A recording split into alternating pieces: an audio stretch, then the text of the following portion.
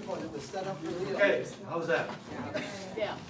Welcome everyone to this presentation tonight of the tragedy of the Siskiwit that was put together by Leo Filipczak, who's going to take my place very quickly.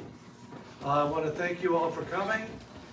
We take donations for the museum. We have memberships available. There's a display way to your right, my left, that you can take a look at. And if you'd like to join, that would be great.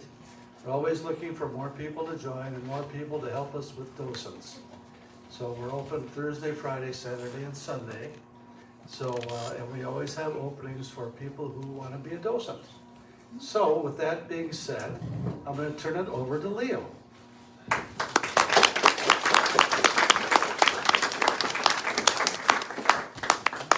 Thanks, Mark. Thank you, everybody, for coming. It seems like everybody was able to find their way from the beach. We had a last-minute change of venue. This morning, when I talked to John Nedenders, who's not here right now, but he was the other guy who really helped set this up tonight. We looked at the weather. It was cloudy. It was kind of nasty. And as soon as we changed the venue over, then the sun came out, of course. And yeah, thank you, Mark, for the introduction. I'm happy to be able to be here for the Green Shed Museum group. When I first came up with this idea and started talking to people about it, I imagined this talk would be about 10 people, all from the museum group. So there's some maybe some cornucopia inside jokes or parts of it that are directed toward the museum group. So if it's not relevant to you, bear with me. The talk itself will be about 90 minutes, an hour and a half. We are going to take a quick break in the middle, just for those of you who aren't able to get a treat or need to use the bathroom or something, or stretch your legs. We are streaming on the internet too, so we haven't done that before. We'll see how that goes. And then at the end, there'll be a brief question and answer. The presentation is divided into two parts. The full title, Tragedy of the Siskiwit, Ojibwe Expansion in the 1700s, Tourism Culture in the 1950s, and the Cautionary Tale of Cornucopia's Historical Marker. So the first half of the presentation is really going to talk about, if you don't know what we're talking about, there's a historical marker down at the beach here in Cornucopia that tells the story of the tragedy of the Siskiwit. And we'll get into what exactly that is. And so the first half of the presentation will cover the story that's on the historical marker, on the sign. And then the second half will talk about the history from the 1950s of them actually putting up that sign. So it'll be in two parts. Yes, Mark? Excuse me. And if at some point you can't see or you can't hear, just let me know and shout it out or raise your hand or whatever. So this presentation is a long time coming. I've done a few of these before, never one in Cornucopia. I do amateur local history work for my website that I do with that guy over there by the corner, Amarin Mello. And it's primary research about the Chequamegon region before 1860. So cornucopia history, we tend to think of it starting in around 1903, 1904. So the stuff I look at is always long before that. So I've never really had a cause or a topic to present here in Cornucopia. But this is the one where it kind of works together. And so getting into things with part one, I used to be a school teacher, and I would have students do PowerPoints, and I would always teach them that the two main rules of PowerPoints is, number one, you don't put a whole bunch of words on the screen at one time, and number two, you don't ever read what's on your slide. And right away I'm gonna break both of those rules, because I think to start, we should all just kind of start from the same framework of what is actually the story on the sign down at the beach of the tragedy of the Siskiwit. Because I know when I was growing up, I probably saw that sign 100 times before I ever bothered to read it. And I'm guessing there are people here who have the same story. So Tragedy of the Siskiwit, sign erected 1955. Once upon a time, according to an old Indian legend, the sand beach on the east side of this bay was a favorite camping ground. One spring, a few lodges of Chippewa from La Pointe encamped here. When their chief, Bi-aus-wah, returned from the hunt, he found that a large party of foxes had murdered all but 2 of his people. He trailed the enemy to their village and found them preparing to torture his young son.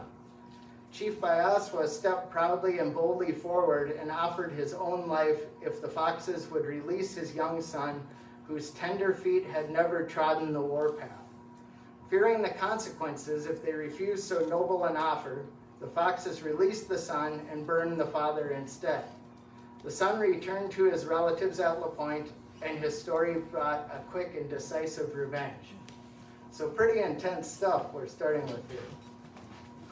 Now, ever since I was a little kid, I always had an intense interest in history. But this story never really captured my imagination that much. You know, I would see it down there, but I guess I didn't have real strong feelings about it and would kind of shrug my shoulders. And in talking to other people from Cornucopia, a lot of people seem to have kind of a, oh, yeah, the sign's there. I don't know much about it. It's just sort of there. And so for my history interest, it never really caught me. And the main reason is just because it doesn't, what I just read, it's not really connected to any larger story.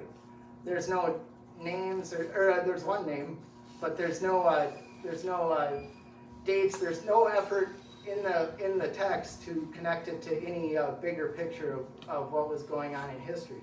And in fact, the way it's written, it sounds, I always thought when I was a kid, I thought maybe it was fake, like it wasn't even a real story just because of the way it was written. It's not really written the way you think of history writing. It's more of literature. The tone is kind of, at points it's solemn, at points it's triumphant. It's hard to figure out what they're going for.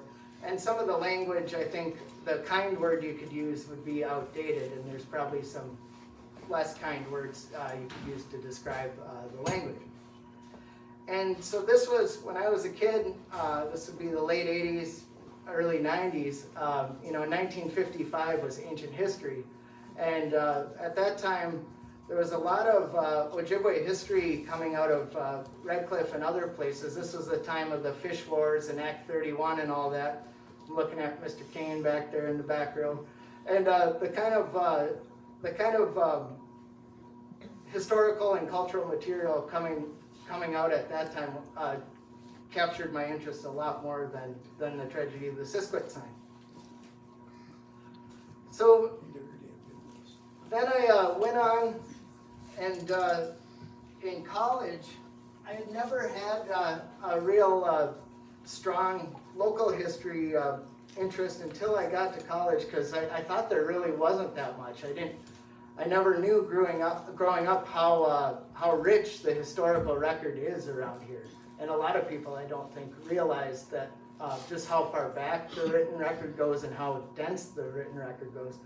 And one of the books that really caught my interest and woke me up to the idea that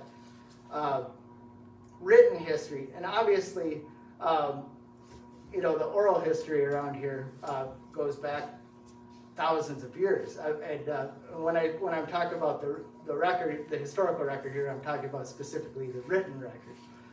But this book, History of the Ojibwe People by William W. Warren, I read that book and I got to page 127, and sure enough, it was the exact story of the Tragedy of the Siskiwit, only a longer version, and actually a little bit more of a violent and intense version than what made it onto the sign. But in William Warren's book, he really puts the story into the greater historical picture of the wars between the Ojibwe and the Outagamie, or the Fox or Meskwaki people in the 1700s, and how that led to Ojibwe expansion into what's now northern Wisconsin and northern Minnesota. And not only was it clear that it was that it fit into this bigger picture, it was actually a turning point in this bigger picture, as the young son who took his father's name of Bi-aus-wah went on to have a pretty impressive career of his own.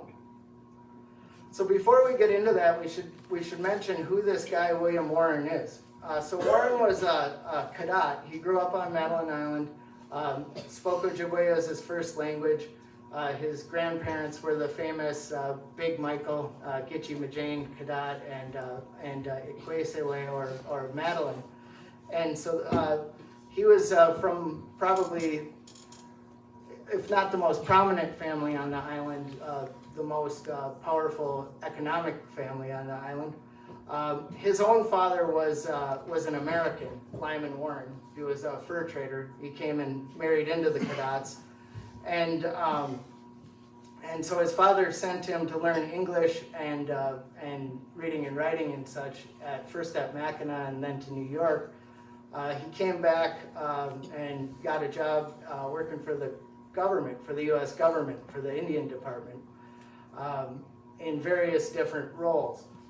And in those roles, if you study Warren during the Treaty of 1847, you study Warren during the Sandy Lake removals of 1850 and 51, he has a little bit of a mixed legacy. He kind of, at the end, he looks good, but there are points in Warren's activities for the U.S. government where I would say he was definitely on the wrong side of history. He didn't live very long.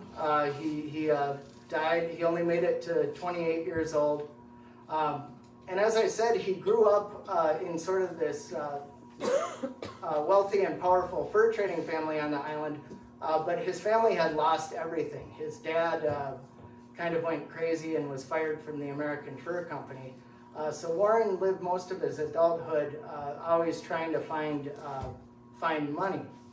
And he tried to mix that with his own interest in history, and in trying to leave a book that would have the history of the Ojibwe people as they told it themselves. So the stories in history of the Ojibways are really, they're the oral history, mostly of different chiefs, but other prominent figures around Lake Superior and the upper Mississippi River. So it makes it a pretty remarkable book that he was probably the only person at the time who could have been able to write it.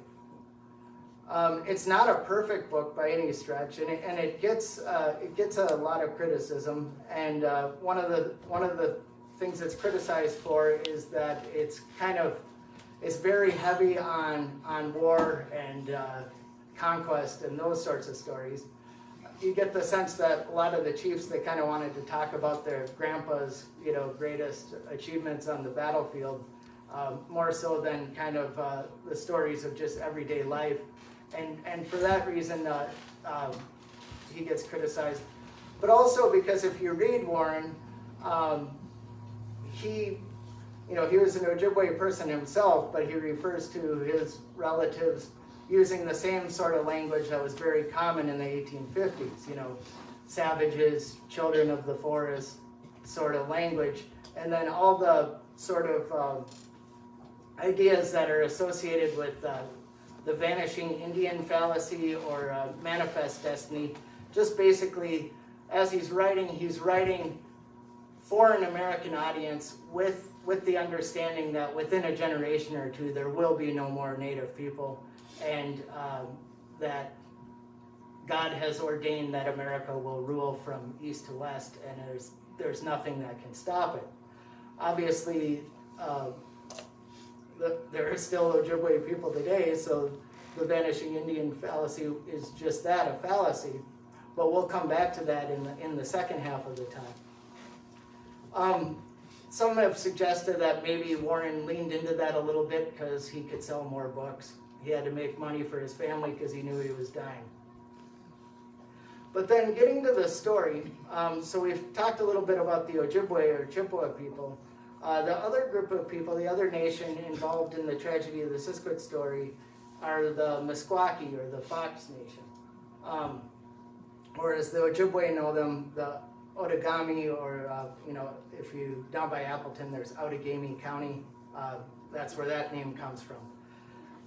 The historical record, the French and later the English, a lot of times they use Ojibwe names for other tribes. So you'll see all these names on the old maps. To the French, they were Les Renards, the fox, and the English then just translated that to fox. And that comes from a clan name. Many Meskwaki people belong to the Fox clan, the Fox totem. The Meskwaki speak a language and have a culture that's very close to the Sac, the Kickapoo, and Muscodan people. And their original homeland was back in southern Michigan and kind of northern Indiana, that part of the world. But in the 1600s, something happened that drove them to Wisconsin, to the Fox River. And what that was the expansion of the Five Nations, or the Iroquois Confederacy in New York. So the Five Nations kind of just attacked in all directions, and pretty much all of the people who lived in what's now lower Michigan, northern Indiana, the Ohio Valley, that part of the world, for the most part all went to Wisconsin. And a lot of them crowded in here at Chequamegon, and a lot of them crowded at Green Bay. The Meskwaki reestablished largely on the Fox River, which is, by Green Bay. And so all of these different nations that were pushed westward kind of all formed into this alliance with this common enemy of the Five Nations. And the Five Nations were allied with the Dutch at New Amsterdam, who later became the English at New York. All the nations that were fighting against the Five Nations, against the Iroquois, they were also in alliance with the French at Quebec and Montreal. Now, if you look at old maps from the 1600s, the French will claim that all as their huge empire of New France. That's pretty grandiose thinking, I tend to think of. The French were part of an alliance of many nations, but to say that they ruled over that alliance is sometimes questionable. I'm going to recommend a lot of books today. Here's a good one if you want to learn more about this era. The Sac and Fox, for the most part today, do not, and nowadays the Meskwaki are often, there is a Meskwaki nation in Iowa, but for the most part it's the Sac and Fox together, the Ozaki and the Outagamie. The largest reservation is in Oklahoma, and that comes from the Indian removal period of the 1830s. So does anyone know who that guy in the football uniform is there? Jim Thorpe. Yep, Jim Thorpe, the greatest American athlete. He was Sac and Fox from Oklahoma, but he probably had ancestors who had lived at one point in Wisconsin. Now, after the common enemy of the Five Nations, after that threat had diminished, the alliance of nations in Wisconsin started to come apart. And at this point, the reach of French influence didn't come this far west to a very large extent. And one of the things that happened was on that map, this famous map, there's a big empty spot in what's now northeast and north central Wisconsin. It's so empty, I put the totem mark from the signature page of the Great Peace of Montreal in there because I needed to fill some space. So that's the mark of the Meskwaki on on the big treaty of 1701, where the French and all the nations allied with the French, except notably the Chequamegon Ojibwe, made peace with the Five Nations. Now, one of the reasons why the Chequamegon Ojibwe had two reasons for not participating in that process.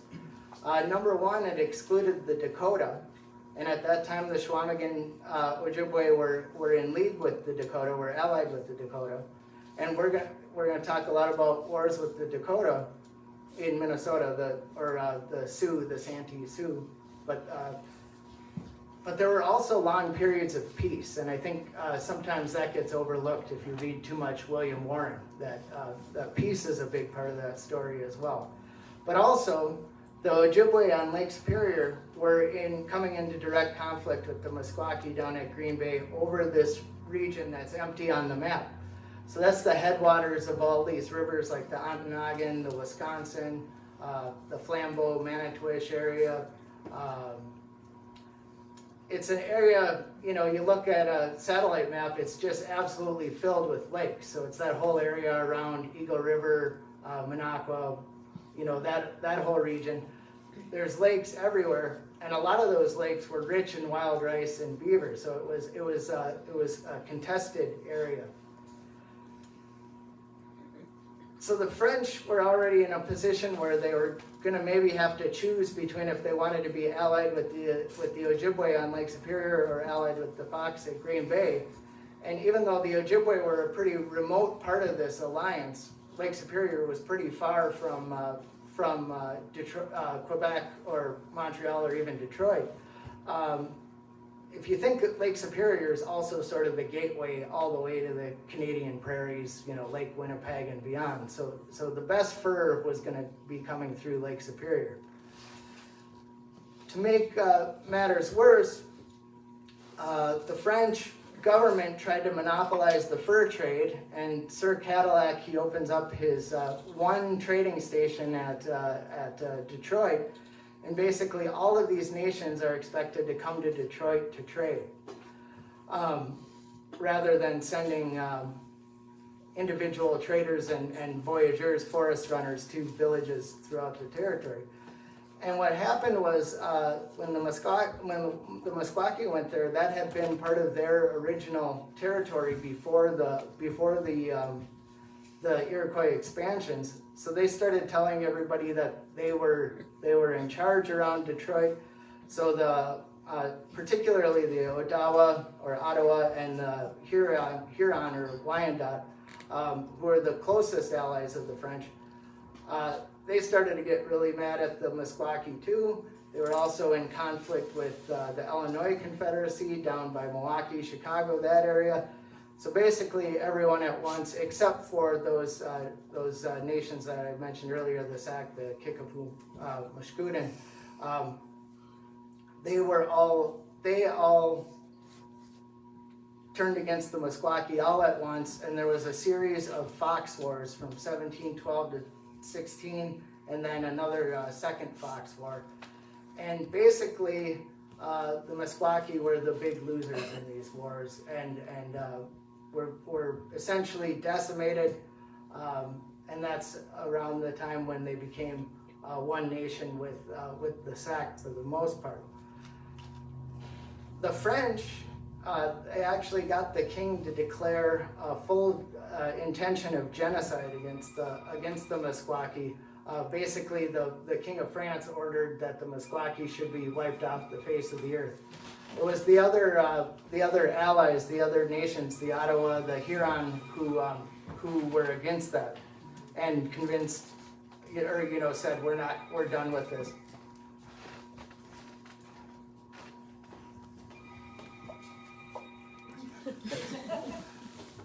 Hello. So basically, that left only two nations competing for northern Wisconsin, the Ojibwe and the Dakota. There were a couple of times into the 1760s, there's a famous battle at St. Croix Falls, but for the most part, the Meskwaki from then on would be in the southern part of Wisconsin and northern Illinois, and no longer in competition with the Ojibwe for northern Wisconsin and the western UP. Now, when I talk about the Beaver Wars, the French and Iroquois Wars, although when you say French, you're including a lot of people, or the Fox Wars, they were very brutal. And the reason why I'm mentioning that is because when we get into the second half of the story, or even when you think about what I mentioned earlier, this notion of manifest destiny, I want to make it very clear and to the point that this was the 1600s, right? This was the early 1700s. And so as you get into the 19th, 20th century, America will use wars between Indian nations as a justification for colonialism and as a justification for racism. The idea being that somehow Europeans are civilized and Native people are uncivilized, right? I want to make it very clear that if you read European history from the 1600s, from the 1700s, read about Oliver Cromwell's invasion of Ireland and tell me how prisoners of war were treated by the civilized British. Read about some of the religious wars going on in Germany and Central Europe at that time and tell me, oh, how civilized these Northern Europeans are, right? That frame of thinking is a creation of a later time. That frame of thinking comes out of the 19th century for the most part and carries on well into the 20th century and to today. But so when we talk about warfare in the 1600s in North America, yeah, it was brutal. Warfare everywhere in the world was brutal in the 1600s. So now, I complained at the beginning how the sign didn't talk about the greater story or impact or what the point was of the tragedy of the Siskiwit story, but Warren goes into great detail. As I said, he treats it as kind of the turning point for the whole Ojibwe expansion of the 1700s. One of the things he credits it with, as I mentioned, was the decisive defeat of the Meskwaki. He doesn't put it in the context of these French Fox Wars. He just talks about it as Ojibwe and Meskwaki Wars. But that part of the map that had been blank on the French maps is firmly Chippewa country on the American maps. So those villages, those lakes, those rice lakes, those hunting grounds around places like Lac du Flambeau, Lac Vieux Desert, became Ojibwe country. He also says that part of that avenging force that came to avenge the old chief, one of the leaders of that went and started the permanent village that would become the Ojibwe village at Fond du Lac, so over by Cloquet.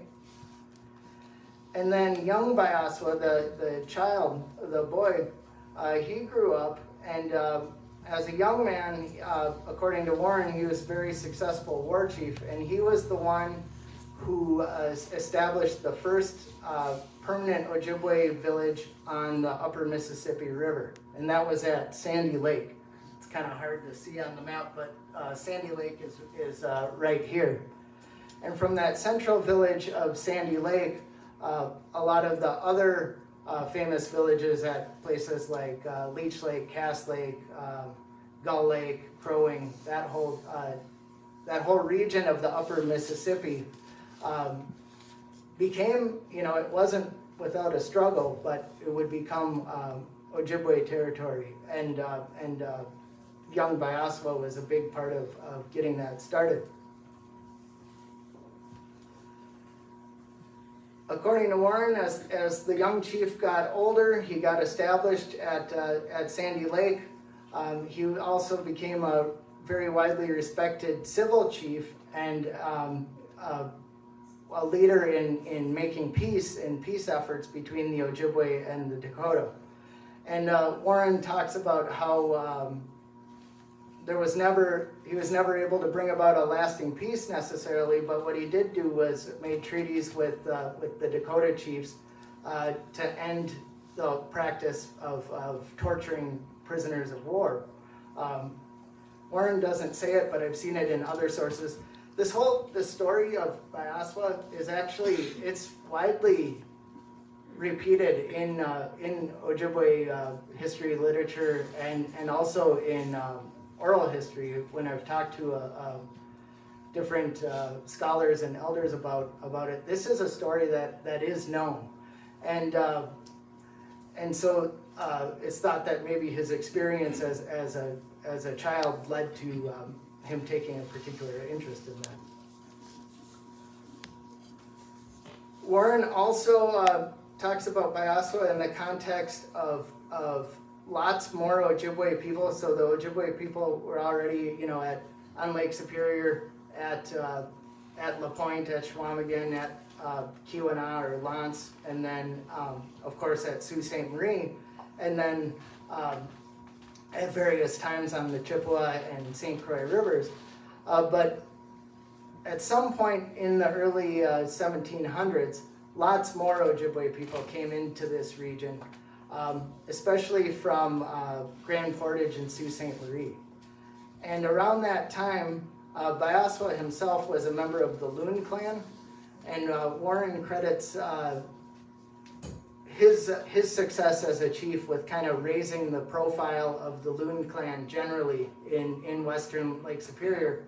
And so a lot of the future chiefs that came later on in Ojibwe history were members of the Loon clan, Chief Buffalo being a notable example.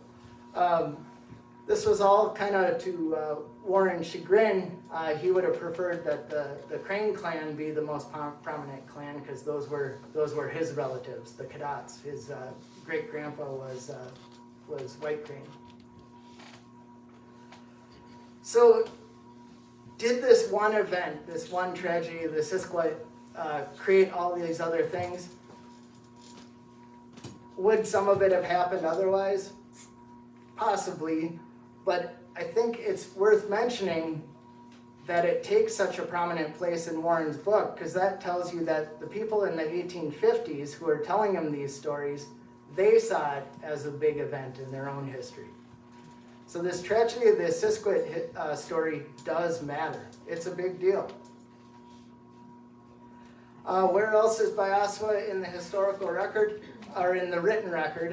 I gotta be careful with that. But in the written record, he doesn't appear very much in his own time. At one point I saw some French journal and it mentioned him just briefly, but for the life of me, I can't find it again.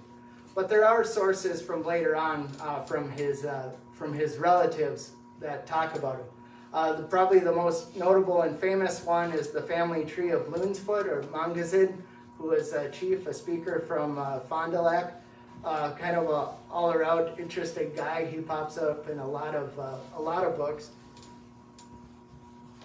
This one is a great one. The Journals of Edmund F. Ely.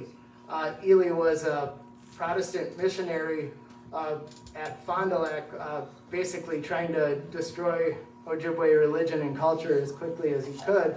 But he recorded in his journals, he recorded things and conversations pretty objectively, and so Mangazid would often visit Ely and they would debate about religion and different things, and Ely would just kind of write things down as he said it. This family tree, written on birch bark, comes from a German book.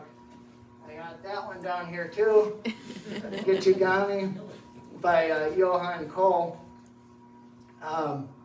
Kohl was kind of a tourist, sort of an ethnographer, came to La Pointe during this crazy time of the Treaty of Payment of 1855, and apparently he made friends with Loonsfoot, and saw this family tree that goes back 10 generations.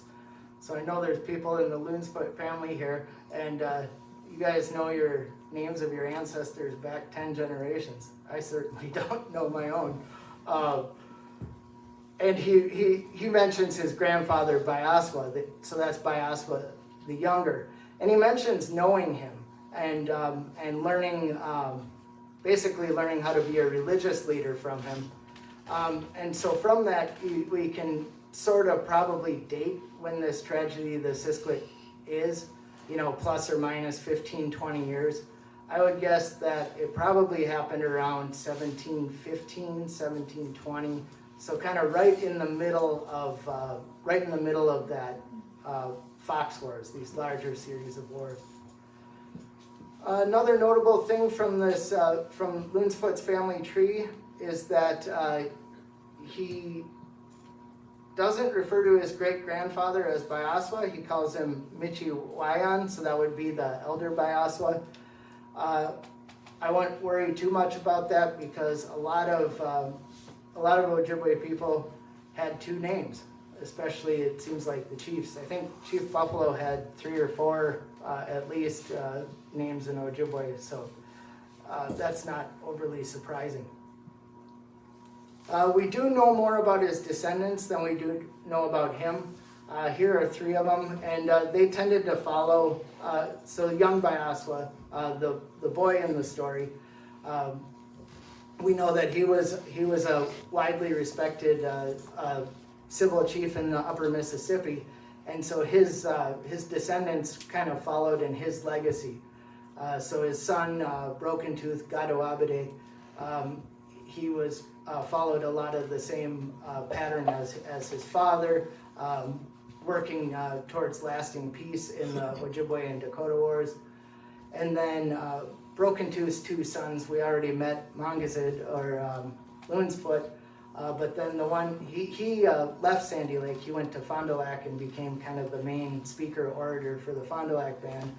But then the chieftainship at Sandy Lake went to Mongazid's brother, Berry Picker. They had sisters, and their sisters married prominent fur traders in Michigan. So a lot of Bayaaswaa's descendants in the Loonsfoot family, and then in the Ashman and Ermatinger families, are actually in the UP at Keweenaw Bay and over by Sault Ste. Marie and Mackinac. Hole in the Day, who's kind of a larger-than-life figure in Minnesota history. Hole in the Day the Elder, he married into the Bayaaswaa family. And then I've seen family trees online that connect a lot of the families around here with the Bayaaswaa family. So Gordon's, Belangis, Roy's, Aikens. All of those families have Sandy Lake connections. What I would say is take any family tree you see on the internet with a grain of salt. But if they're from the Sandy Lake area or they lived there at one point, there's probably a pretty good chance. So these guys, they lived in the early 1700s. So, if you just think about generational increase, I'm sure they have thousands and thousands of descendants all throughout northern Minnesota, Wisconsin, and the UP. So now we know that the tragedy of the Siskiwit is a big deal. It's important. It's something worth knowing about. But there's a little problem. And I'm going to send you to our bathroom break on a cliffhanger here. Because Warren never uses the word Siskiwit. All right. I'll pull you back in about 7 minutes, we'll see. I need water. My throat is dry. So I can get people out of here in time to see the sunset since I took you away from the beach, the venue change. So we'll get back to William W. Warren. Forgot to mention another book, the biography of William W. Warren by Teresa Schenck. And if you read this alongside Warren's biography, it shows a little bit more about the complicated nature of William that you don't necessarily get from his own writing, but you get from a historical analysis of it.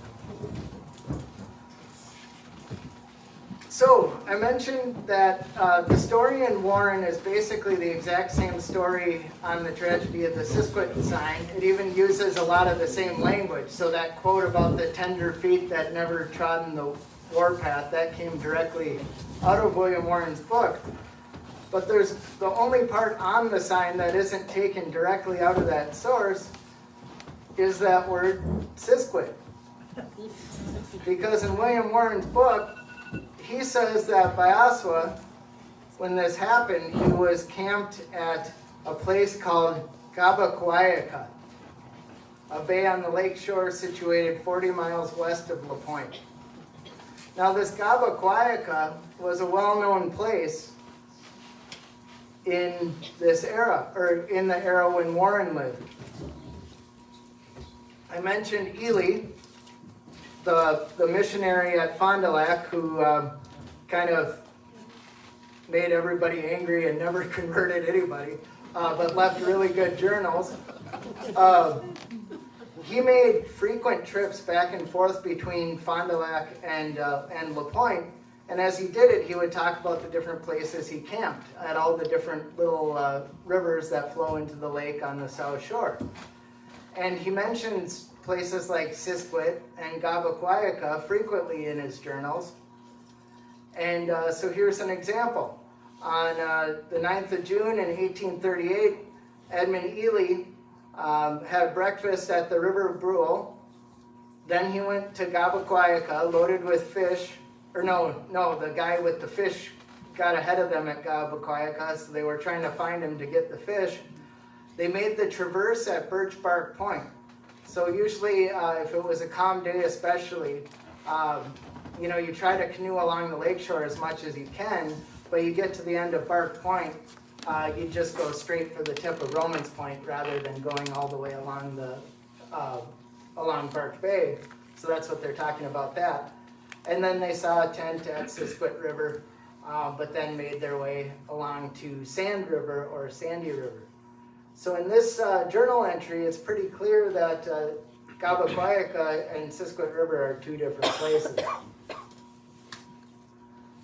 In another journal, September 1843, this one doesn't have a name on it, but we've pretty much deduced that it's Benjamin Smith, who is the carpenter at the Indian Agency at La Pointe. He talks about, this time he's going the other way, he's going from east to west.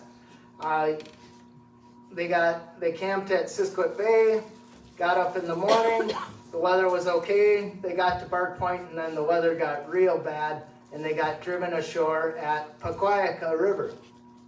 And almost swamped, and the people behind them almost swamped, and it's this big dramatic beach rescue. But again, Bi-aus-wah, or in this case it's a little shortened version of Chequamegon, is a different place from the Siskiwit River. It's somewhere west of Bark Point. In this journal, 1852, Karl Scherzer, who is this kind of Austrian nobleman writing books to kind of aggrandize himself, did this long tour of North and South America in 1852, and Lake Superior was one of the places he went. And on September 20th, 1852, they camped in Siskiwit River. A lot of times these rivers on the South Shore appear when there's bad weather, because people would get stuck there. They're going between La Pointe and Fond du Lac, and so you get stuck in a river for a couple days, and sometimes if the weather doesn't get better, you're there for several days. But they get bad weather, they're stuck at Siskiwit River. Finally, the weather clears a couple days later. They get out to Cranberry River, so now we can rule out Cranberry River. And they have breakfast before the weather gets bad again, and they get stuck in Apaka River, which is, again, a shortened version of that longer word. Ojibwe language is a language that builds great big long words out of smaller word chunks. So sometimes you'll see the full version of a name, sometimes you'll see just the key part with the grammatical prefixes and suffixes left off. And then they go on to Brule River, or the Brule. There's one river over there, the Iron River, that they don't mention, but that appears in lots and lots of sources as the Biwabik River, which is just the direct translation, or Iron River is the direct translation of Bi-aus-wah or Biwabik River. Before I leave this page, just mention again that Apaka River is somewhere west of the Cranberry. I want to draw your attention to, he mentions that when they're at the Cranberry River, their voyagers, they traveled from La Pointe all the way down the St. Croix to Stillwater, Minnesota, with 2 voyagers. And we know who they were because he mentions them by name. It was Souverain Denis, who was a prominent resident of La Pointe, Dennis or Denis family. And they talk a lot about how this Souverain was such a very stern and stoic guy, but just kind of an all-around great guy. In contrast to the voyagers who brought them from Ontonagon over by the Porkies to La Pointe, that was a different group of voyagers, and they loved the captain of that group, but he was sounds like a pretty larger-than-life character, because here when they talk about their new voyagers as opposed to their old ones, they say, "The songs our guides sang to strengthen our heart were far more modest and ethical than the erotic verses of our previous voyagers who brought us from Ontonagon to La Pointe." Now, I could do a whole other presentation about this, but this guy who brought them from Ontonagon to La Pointe seems like a real character, a joker, and apparently he was fond of singing dirty songs. And they don't mention him by name, but I found another source that does mention, or it mentions his last name. It says that Scherzer had hired a certain Belanger to take him from Ontonagon to La Pointe. And now there are a lot of Belangers on Lake Superior in the fur trade, but if it was at this time and in this place, I'm pretty sure that was probably a certain Francois Belanger Sr., the father of Frank Belanger Jr. of Bellinger Settlement fame.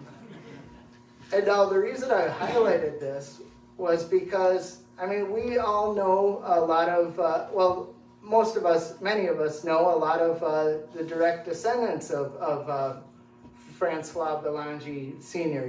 It's Bellingers, of course, but then you got, Hipshers and Bentons and Barninghams. Who else? Lots of kings, lots of families around here, right? Lots of families in Cornucopia history. But I have a really hard time imagining that their ancestor could be someone who tells dirty jokes and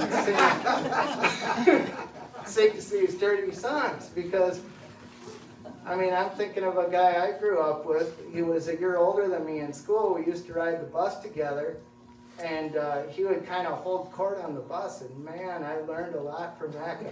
And he was a direct descendant of Frank Belanger Sr., so it's really hard for me to imagine that their ancestor would be such a guy. Anyway, we're getting off track.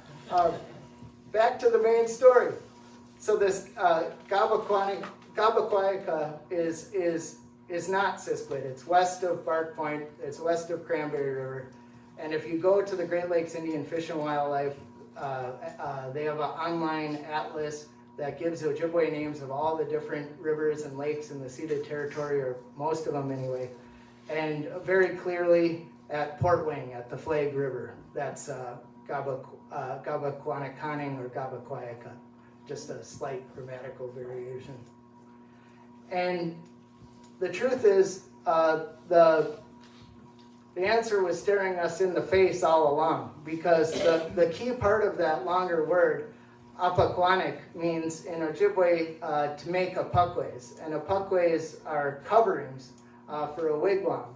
And it's a word that in the historical sources is often left untranslated, because it was kind of they would talk about people, women especially, would be traveling with all these rolls of not only birch bark, but also these cattail or rush mats rolled in these great big rolls and carried from place to place.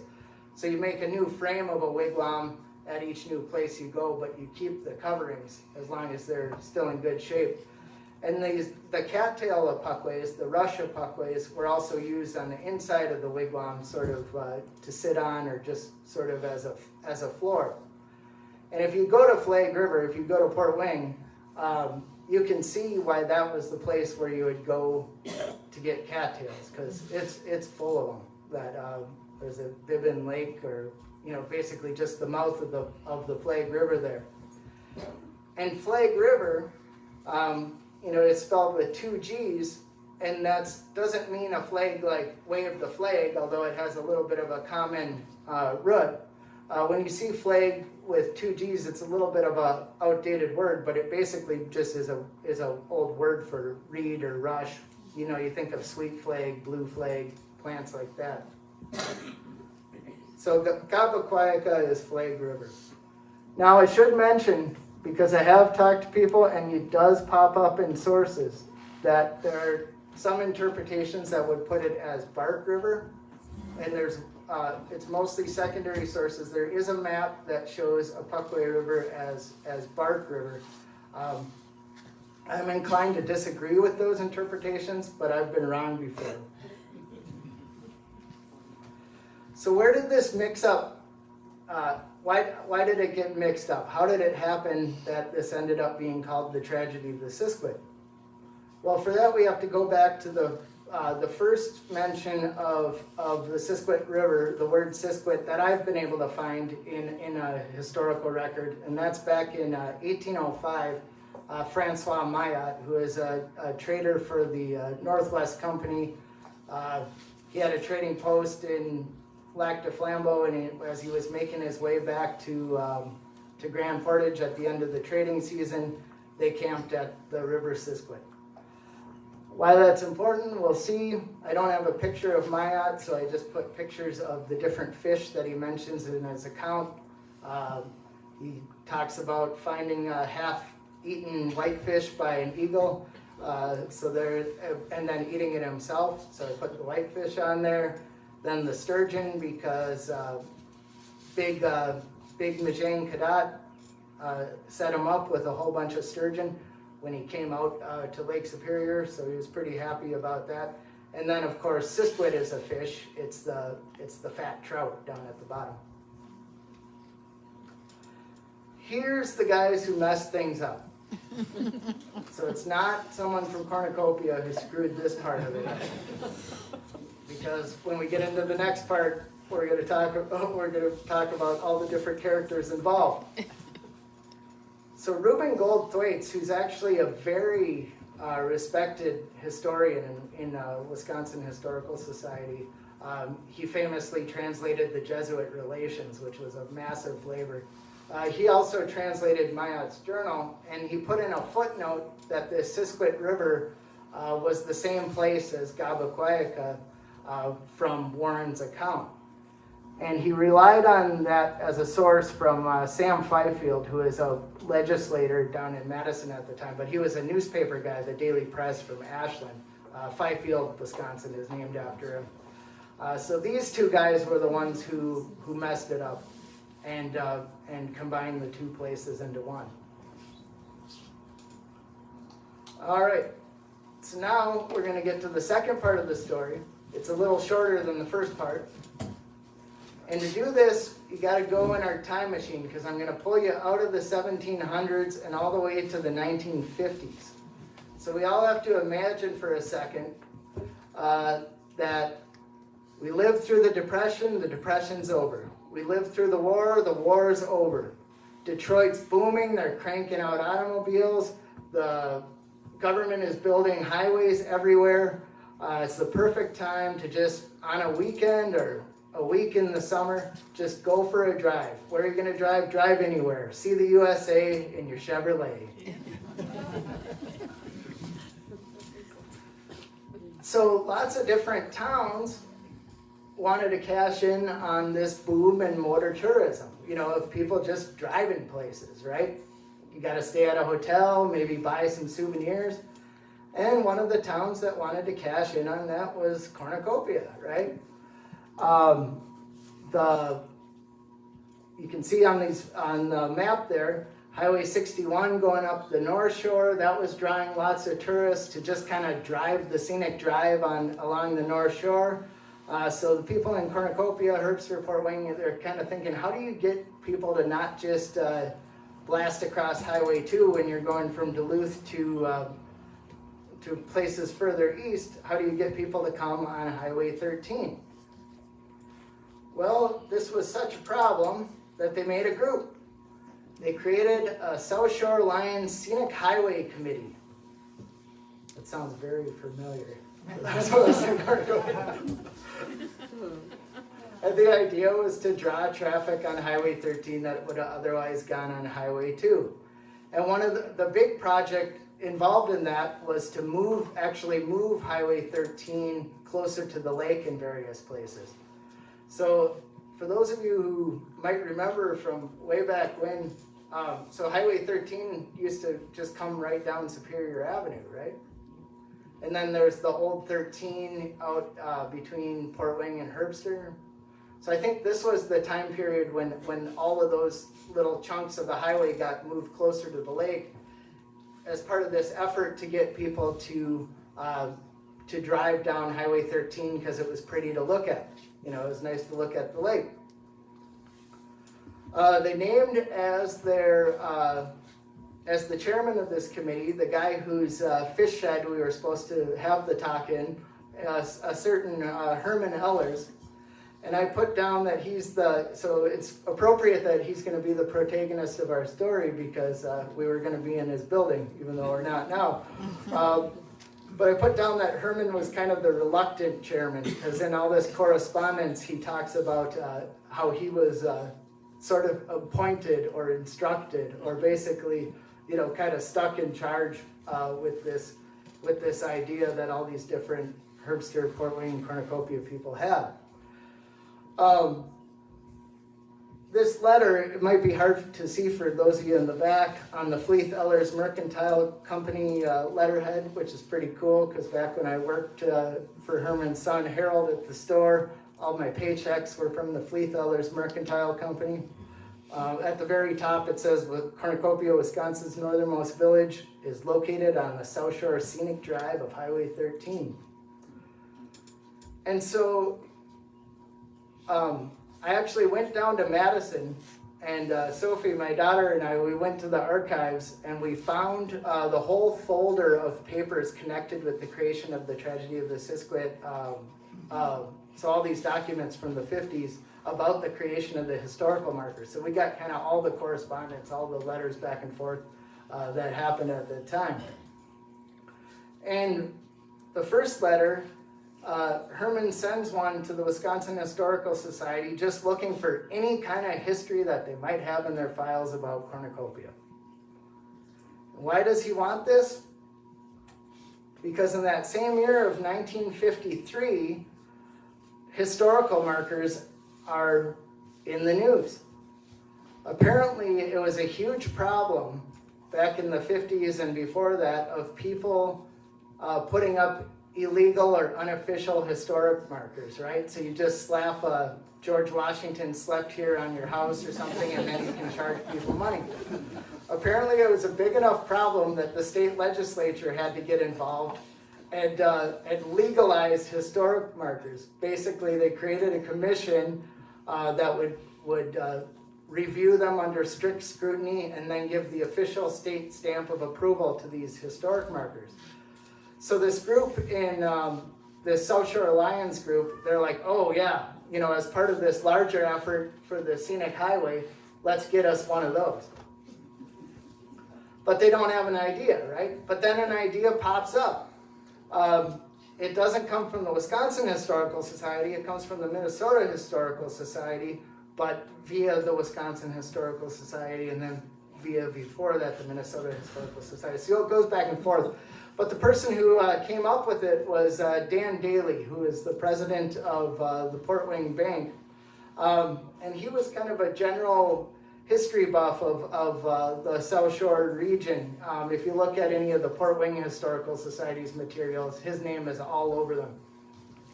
And he digs up this tragedy of the Siskiwit article, which is basically just everything that's in Warren with that one paragraph at the beginning from that footnote on Francois Maillat's journal that incorrectly says that that's the Siskiwit River.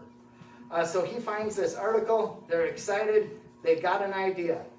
And so Herman writes to the State Historical Society in Wisconsin, he's like, we got our story, tragedy of the Siskiwit, we're gonna go with it. State Historical Society, this guy, he's the bad guy now, trying to stop this group in Cornucopia from having their sign. Raymond Syverson, he's the chief of sites and markers for the Wisconsin Historical Society. And you can tell in the correspondence that he has some concerns about the verifiability of the story. You know, whether, you know, it's only coming from one source, what other sources are there to back up this story? If the state of Wisconsin is going to put its official stamp of approval on this sign, got to do our due diligence, right? So Herman Ehlers had written him and said, well, can you come to our big meeting? We're going to have a big meeting on April 22nd. Can you come and present and tell us what other things he has? Syverson writes back, he can't come to the meeting, but he gives them a number of other possible things to make the sign about. Make it about Francois Maillat, because apparently camping here one night was notable enough to merit a sign. But then he gives, you know, some other examples just about the Apostle Islands generally, about the Russian settlement in Cornucopia, or the Carpathian community that's in Cornucopia, and the Russian Orthodox Church. Or, you know, he says you could do any number of topics related to the Red Cliff Reservation, the 1854 treaty, or Chief Buffalo. Now, I don't think that letter made it up here in time because it was only a couple days before the big meeting. But anyways, on April 22nd, they have the big public meeting. Now notice, it's still the South Shore Scenic Drive, but it's no longer the South Shore Lions that are in charge of this project. It's the Cornucopia Men's Club. So there's kind of a long history of Port Wing and Herbster being like, oh yeah, great idea, Cornucopia, you guys go do that. Go build it in Cornucopia.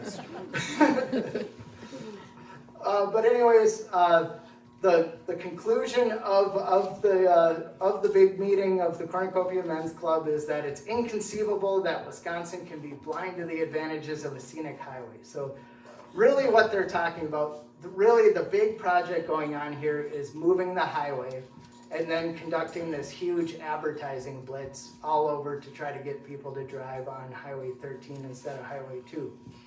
The historical marker is the afterthought. It's not the most important part of this meeting. It waits till the end. And they do bring up, they're like, okay, we're gonna do the tragedy of the Siskiwit story, but we need more sources. So look in your files for any authentic facts that you might be able to come across. And here's where I think the Cornucopia Men's Club or everyone involved in this scenic highway project missed an opportunity, because just up the road from here in the settlement, you had a guy who was in his 90s, and he was a friend of Herman Ehlers. We know this because I went through some of the settlement archives, and they have some really great stuff. And Alex Butterfield Sr., he was in his 90s. So this man was born in 1863, right? So 10 years after Warren's death, less than 10 years after the Treaty of 1854. So he was a Ojibwe man, grew up speaking Ojibwe, and he really, he's had a foot in that older time period. And he knew the folks who were involved in this project. And Alex Butterfield, long before there was ever a Cornucopia or a Herbster or Port Wayne, he was a logger in this region, and he would have known all the Ojibwe names of all the rivers. And in all likelihood, he probably would have known this story and which family it was connected to. So I think the group really missed out by not just going a few miles up the road. But here's the thing, and here's where I'm going to take a sidetrack from our story of the historical marker and get a little bit into kind of the academic, the anthropology, sociology kind of stuff. And whenever I do that, it has a tendency to go wrong if I go too far. So I'm not going to do a lot of it. I'm going to try to stick to the main history, but I think we do need to take a little bit of a look at what was the bigger picture in the 1950s, right? Because Native American stories were huge in the 1950s. They were very, very popular, but they weren't necessarily the authentic facts that we would think about them now. They were very sensational, romantic, stereotypical kind of stories that play into that idea of manifest destiny and the vanishing Indian, right? So the most popular stories were exactly like the tragedy of the Siskiwit. They're kind of these violent stories, but stories where there's an example of, some sort of noble gesture or something like that. Or if it's a story about a Native woman, she's always like this tragic figure who disappears, or else she marries a white guy. And it's always in these like long ago myths of history, right? You couldn't possibly connect it to anybody in the modern day because it's all in this long ago myths of history, which is complete nonsense. We could totally connect it to the modern day, but that wasn't the point, right? It wasn't, and again, I'm getting out of my league here, and you almost have to like take Uncle Sam and put him on the psychiatrist's couch and like just kind of psychoanalyze America itself to understand this stuff, because but in the 50s this was huge, right? Not only that, there was money to be made, right? And a lot of times it was the towns that were right next to Native communities that were making the most money. Your Wisconsin Dells, your Minocquas, your Haywards, that wampum shop in Mercer, that's still there. Every time you drive past it on Highway 51, it's like, wow, that looks like a relic out of the 50s or 60s right there. But this was that era. If you're interested in this kind of stuff, getting more into the academic side of it, I put a couple of books up here that you might want to check out. Lies Across America talks about historical markers and historical sites in particular. You might be familiar with his other book, Lies My Teacher Told Me. It was a big one in the 90s.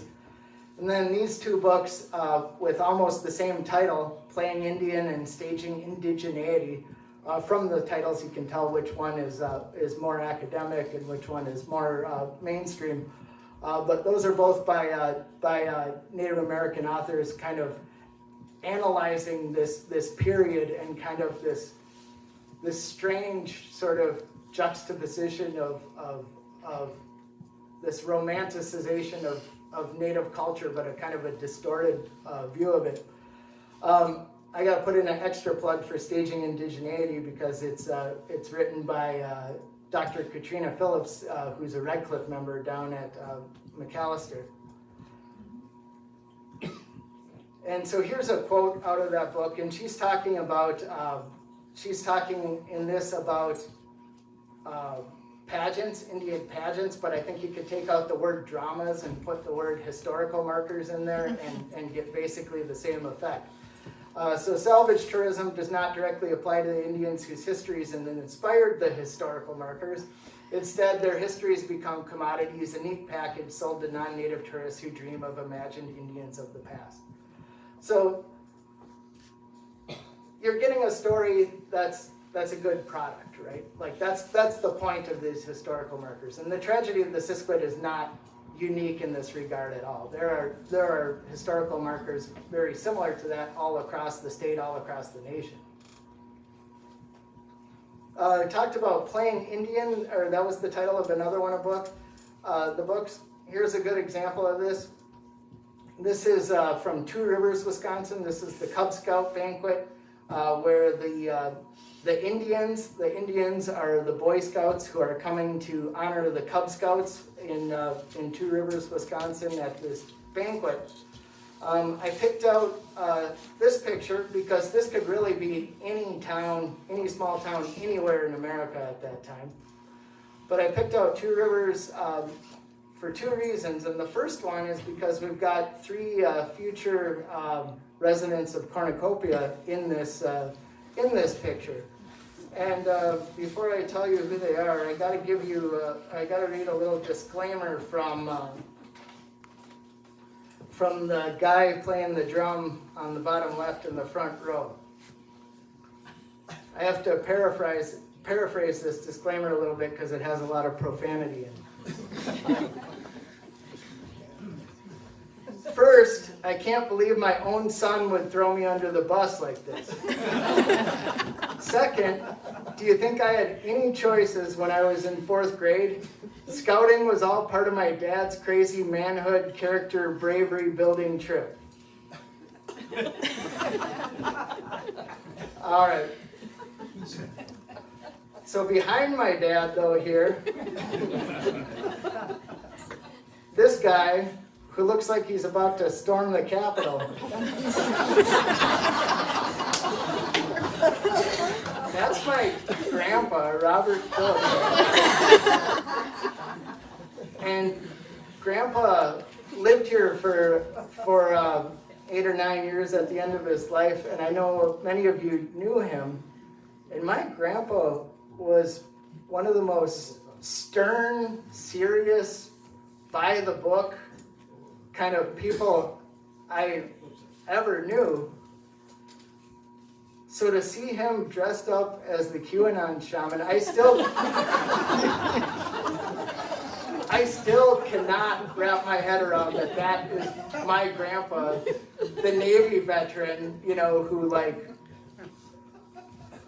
but again, it's all this kind of distorted sort of romanticization of natives as noble savages. So no, Grandpa was not the kind of guy who would go and occupy a government building.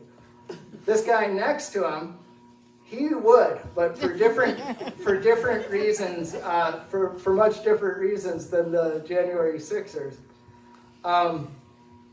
And so because we lost him just about a week ago, I gotta take a minute to talk about my Uncle Greg. And you guys, he lived here in Corny back in the 70s and 80s, and I know a lot of you knew him, and he was a great guy. He would have not minded being thrown under the bus. He just had a great humor about him, and I think he really would have been interested in this talk. So this picture is maybe 15 years, 12 years apart. So these little guys, they grew up to be wild hippies in Cornucopia. and it was Uncle Greg who first planted the Filipczak flag in Cornucopia about 50 years ago there.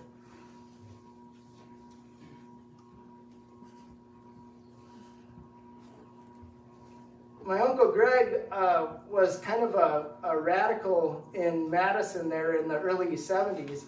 And since we're taking it forward into the 70s for a minute, that was kind of a time of radical action all over the place.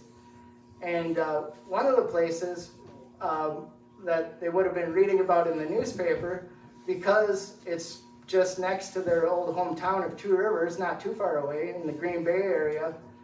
Two Rivers is on land ceded by the Menominee Nation over by Lake Michigan.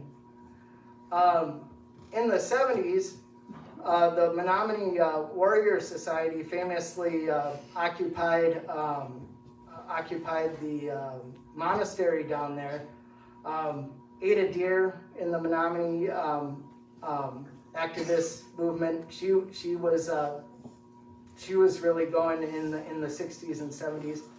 And the reason why there was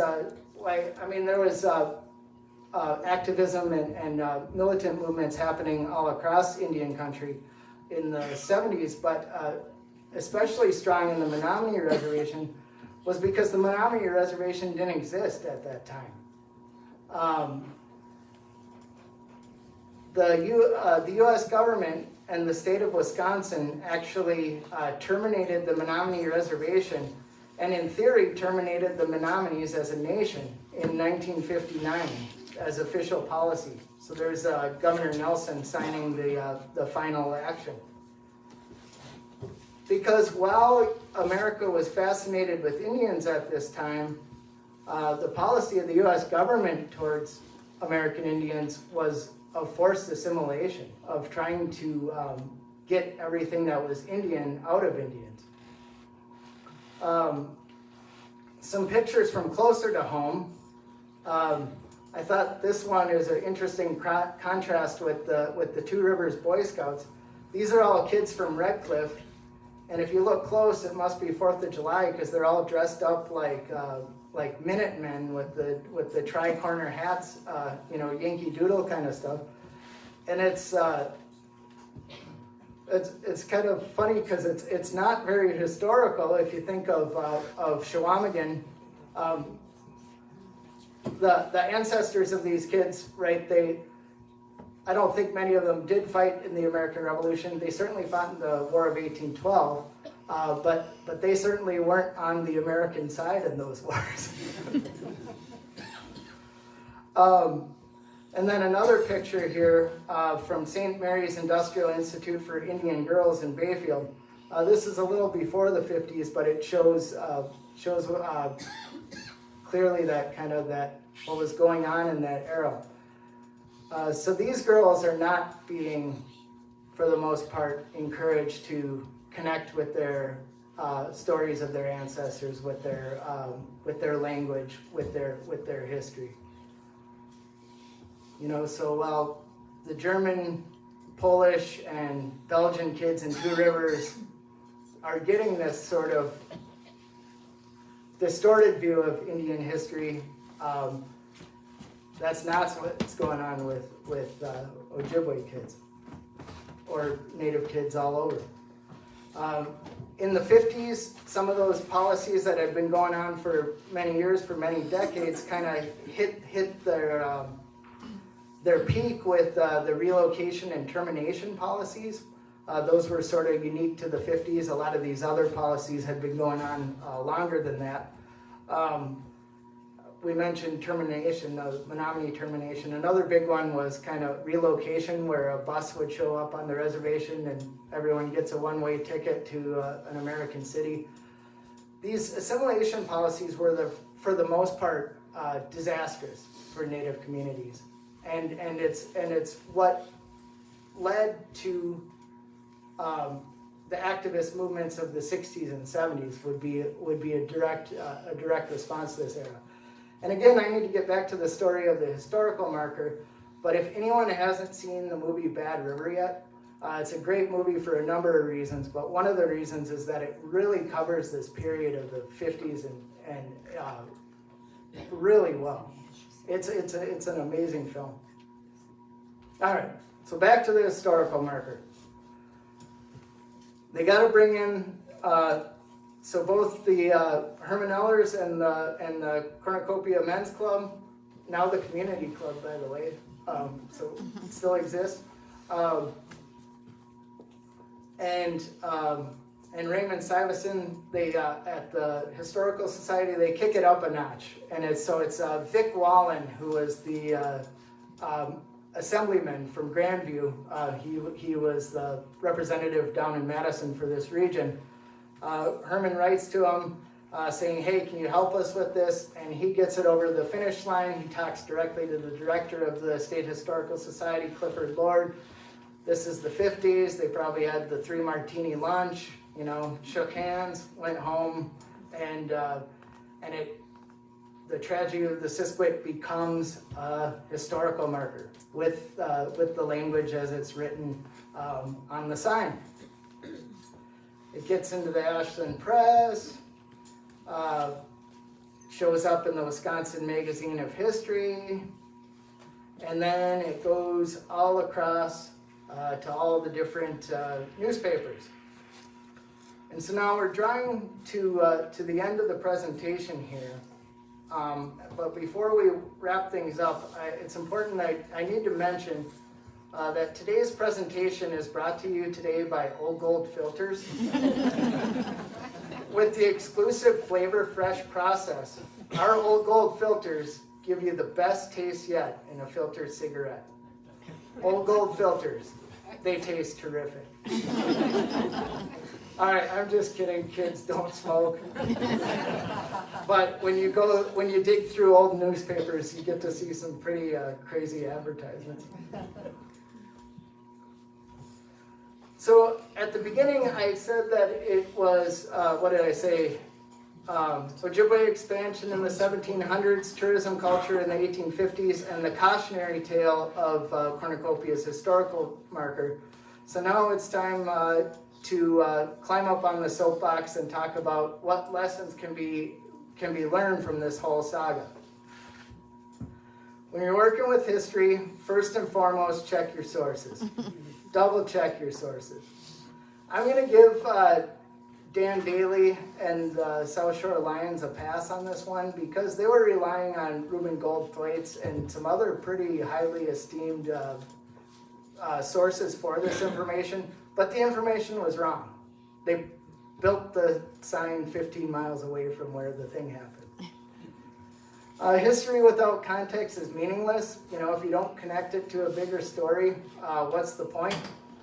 This story of Bayaaswaa and the Ojibwe expansion in the 1700s is a big, important story in our region, but if you read the sign, you wouldn't have any idea that it was. You got to connect it to the bigger thing. A big lesson, I think, is that human individuals and human communities have dignity. So when you speak about somebody in history, don't make them into products. Don't make them, something for casual dockers to fly by and just be like, oh, look at that.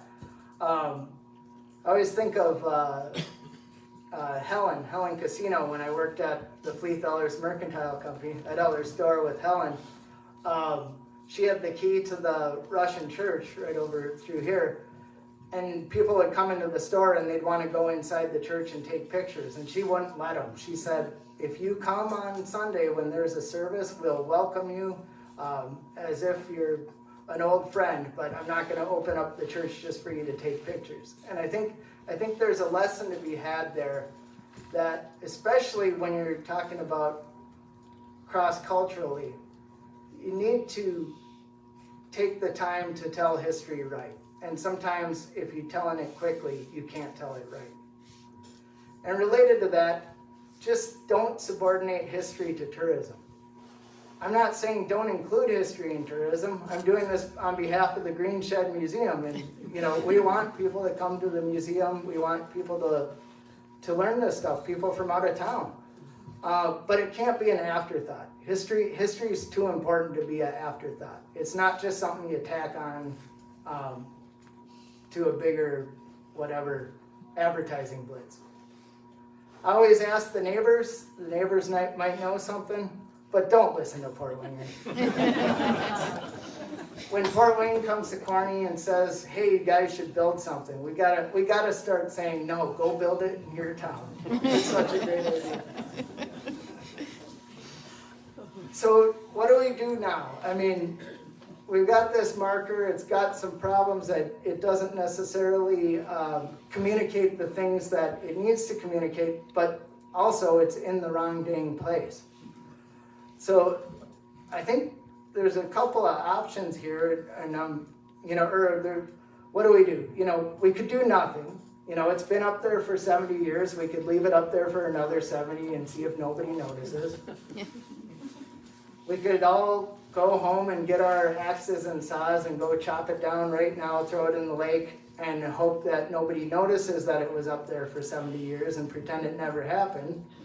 But then maybe we're missing the opportunity for that story to be told, that story to be told completely. Or we can start a dialogue, you know, we can start talking to the neighbors. I think it would be good as a group, as the men's club, now the community club, or the museum group, we could write a letter to, probably to the Red Cliff Band, maybe to the Great Lakes Indian Fish and Wildlife Commission. They've done some great work with memorializing events from history. Probably the State Historical Society too, but you know, at this point, maybe not just shrug our shoulders and be like, that sign is there, it's always been there, we don't know anything about it, and you know, talk about what to do next. I don't have the single great answer, but I think it's worth discussing. All right, finally done. If anyone has any questions or thoughts, insults, I'll try to do as best as I can. My voice is crapping out a little bit, and if there's anyone on the live stream who wants to ask a question, we'll do those too. Paul, go ahead. I just want to make note that Herman Ellers married a woman from Grandview, so he probably had an in with Mr. Wallen. All right, so Paul said that Herman Ellers, his grandpa, or his grandma was from Grandview, so they probably knew Representative Wallen. So in that, I took pictures of all the letters down in that file, and I'll try to get them printed out and get them down to in the museum. But yeah, you can read, the letters between them are like letters between old friends, you know. Sorry, we didn't know you were in the hospital, or we would have visited, stuff like that.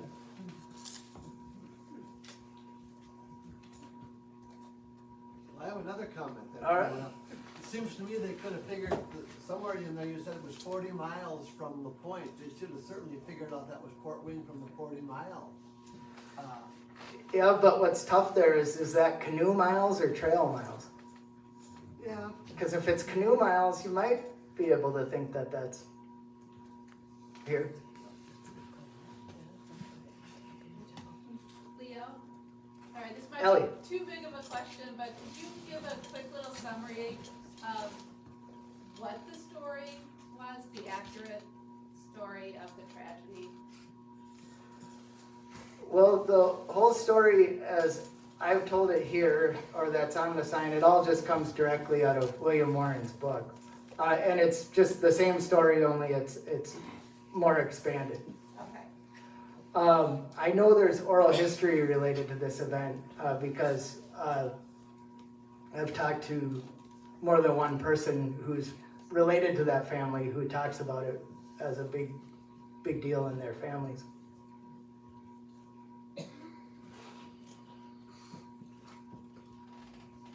All right, well, thank you. If